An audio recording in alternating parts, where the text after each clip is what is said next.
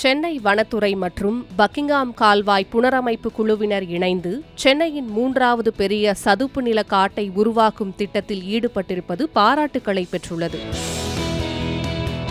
சென்னையில் தற்போது பழவேற்காடு, பள்ளிக்கரணை ஆகிய 2 சதுப்பு நில காடுகள் உள்ளன. இந்த காடுகள்தான் சென்னையை வெள்ள பாதிப்பிலிருந்து காக்கும் கவசம். மேலும் பெருமழை காலங்களில் சென்னையை வெள்ளத்திலிருந்து காப்பாற்றும் முக்கிய ஸ்பாஞ்ச் போல செயல்படுகின்றன.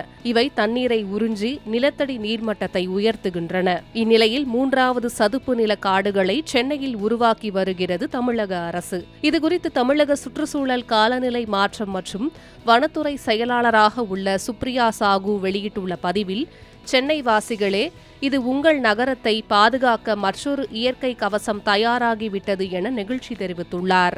சென்னை வனத்துறை மற்றும் பக்கிங்ஹாம் கால்வாய் புனரமைப்பு குழுவினர் இணைந்து 2025-26 காலகட்டத்தில் சுமார் 20 ஹெக்டேர் பரப்பளவில் 20,000 சதுப்பு நில கன்றுகளை நட்டுள்ளனர். இது சென்னையின் 3வது பெரிய சதுப்பு நில காடு உருவாக்கும் திட்டமாகும்.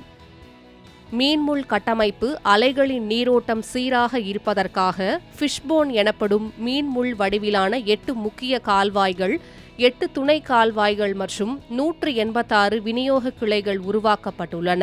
இது செடிகள் ஆரோக்கியமாக வளர உதவும். இந்த உன்னத முயற்சிக்கு ஐசிஐசி வங்கி தனது சமூக பொறுப்புணர்வு நிதியின் மூலம் ஆதரவு அளித்துள்ளது. முன்னதாக 2024-25 பக்கிங்ஹாம் கால்வாய் ஓரத்தில் உள்ள களிப்பட்டூர் அருகே 12,500 சதுப்பு நில கன்றுகள் மற்றும் 2,500 கடற்கரை சார்ந்த மரங்கள் நடப்பட்டன. அடையாறு ஆற்று முகத்துவார பகுதியில் 5,000 சதுப்பு நில கன்றுகள் நடப்பட்டன. தமிழக வனத்துறை எடுத்து வரும் இந்த ஒவ்வொரு அடியும் சென்னையை இயற்கை சீற்றங்களிலிருந்து காக்கும் ஒரு உயிருள்ள கவசமாக மாற்றும். இந்த சதுப்பு நிலங்கள் கடல் சீற்றங்களிலிருந்து நகரத்தை பாதுகாக்கும், பல்லுயிர் பெருக்கத்திற்கு வழிவகுக்கும், காலநிலை மாற்றத்தை எதிர்கொள்ளும் வலிமையை சென்னைக்கு தரும். இந்த சிறப்பான பணியை செய்த சென்னை மாவட்ட வன அலுவலர் சரவணன் மற்றும் அவரது குழுவினருக்கு பாராட்டுக்கள் குவிந்து வருகின்றன. இந்த தகவலை சுப்ரியா சாகு தனது எக்ஸ் பக்கத்தில் வீடியோவாக பதிவு செய்து கூறியுள்ளார். இந்த புதிய சதுப்பு நில காடு பக்கிங்ஹாம் கால்வாய் ஓரம் அமைக்கப்படுகிறது.